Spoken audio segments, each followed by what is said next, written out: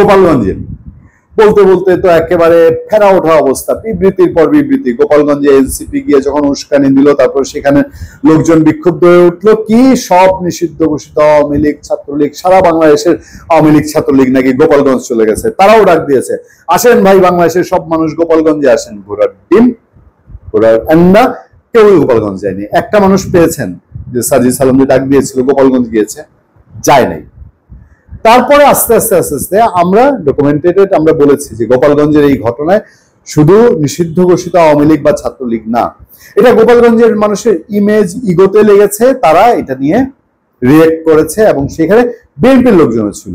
আমি জামাতে ইসলামের লোকজনের কোনো তথ্য প্রমাণ পাইনি বলে জামাতে ইসলামের নাম বলছি না, কিন্তু বিএনপির মানুষজন ছিল, বিএনপির মনোনয়ন প্রত্যাশী লোকজন ছিল, তারাও গিয়ে ফেস করেছে, তারাও গিয়ে তর্ক বিতর্ক করেছে, কনফ্লিক্টে গিয়েছে। তারই একটা প্রমাণ দেখেন, তারই একটা প্রমাণ আমাদের সামনে। সেই প্রমাণটায় খবরটা ইন্টারেস্টিং, কোন জায়গা থেকে উঠে এসছে দেখেন খবরটা, মানে গোড়াপত্তন কোন জায়গায়। সেটা হচ্ছে গোপালগঞ্জের কোটালী পাড়ায় গণগ্রেফতারের অভিযোগ বিএনপির। গোপালগঞ্জের কোটালী পাড়া একেবারে আখড়া আর কি, কারাখড়া আপনারা জানেন সবই। গোপালগঞ্জের কোটালী পাড়ার নাশকতা মামলায় নিরীহ মানুষকে হয়রানি ও গণগ্রেফতারের অভিযোগ তুলে সংবাদ সম্মেলন করেছে উপজেলা বিএনপি।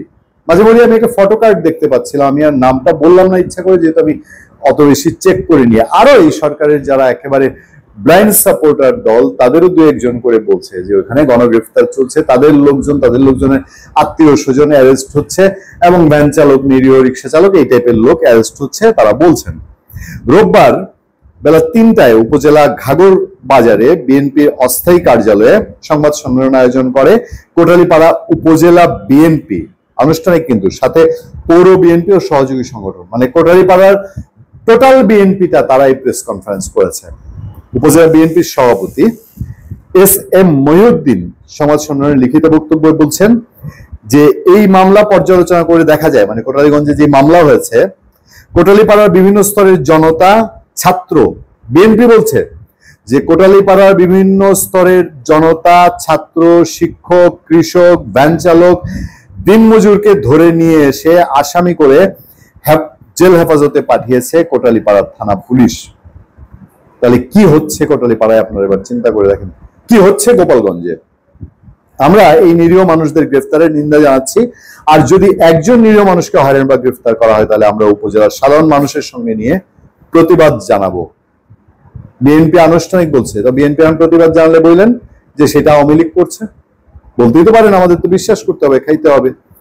ওই প্রেস কনফারেন্সে উপজেলা বিএনপির সাধারণ সম্পাদক আবুল বাশার হাওলাদার তিনি বলছেন, এই মামলায় কোটালীপাড়ার সাধারণ মানুষ আতঙ্কিত, সাধারণ মানুষও ঘরে ঘুমাতে পারে না, কোটালীপাড়ার মানুষ এটাকে গণগ্রেফতার হিসেবে আখ্যায়িত করেছে।